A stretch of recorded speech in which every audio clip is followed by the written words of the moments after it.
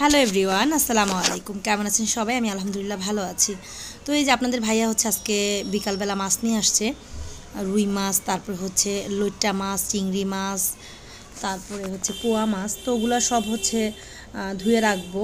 আর এখানে হচ্ছে সবজি নিয়ে আসছে, ঢেঁড়স, ধনিয়া পাতা, করলা। তো সব বাজারে নিয়ে আসছে। তো আমরা হচ্ছে গত পরশু দিন হচ্ছে ঢাকাতে আসছি। তো 22 দিন ছিলাম ভোলাতে, ভালোই লাগছে আলহামদুলিল্লাহ। আর এই যে এখানে হচ্ছে ব্যানানা ম্যাঙ্গো নিয়ে আসছে, আর রান্না করে দেখাচ্ছিলাম ওগুলো কাঁচা আম। কাঁচা আমের ভর্তা আপনাদের ভাইয়া পছন্দ করে অনেক। আর এখানেও পাকা আম নিয়ে আসছে। তো আর এখানে হচ্ছে মাছের বাজার তো হয়ে গেল, আর এখানে হচ্ছে গরুর মাংস আছে। তো যাই হোক, বাজার করা শেষ হয়ে গেছে। তো এখন হচ্ছে আমি সব গুছিয়ে রাখবো।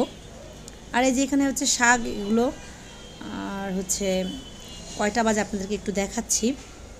আর তার আগে আপনাদের সাথে একটা জিনিস শেয়ার করছি, আমি যদিও শর্টস ভিডিও দিছিলাম, তারপরে দেখাচ্ছি।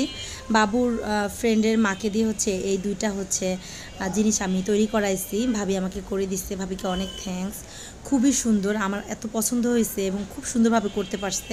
এই দুইটা ওয়ালমেটটা আমার করার খুব ইচ্ছা ছিল, আমার এই শখটা পূরণ হয়েছে।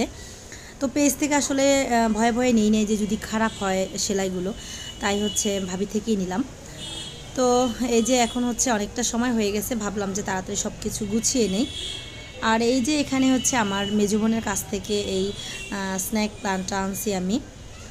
আর হচ্ছে এখানে আরেকটা গাছ আনছি, এই যে এই পাশেরটা, এটা আমি আসলে, এটা তো মানি প্লান্ট, এটা আমার আগেই ছিল। তো এবারও গাছগুলো আল্লাহর রহমতে মরে নাই, ভালো ছিল।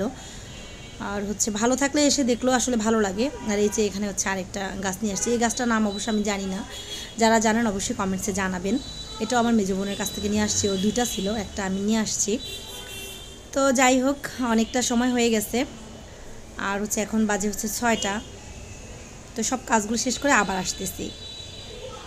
এই যে আমার সব কাজ শেষ করে আসলাম। আর এই যে দেখেন আমার হচ্ছে বাগান বিলাসটা, তারপর হচ্ছে এখানে এই পাশে হচ্ছে এই বেলি ফুল গাছটা।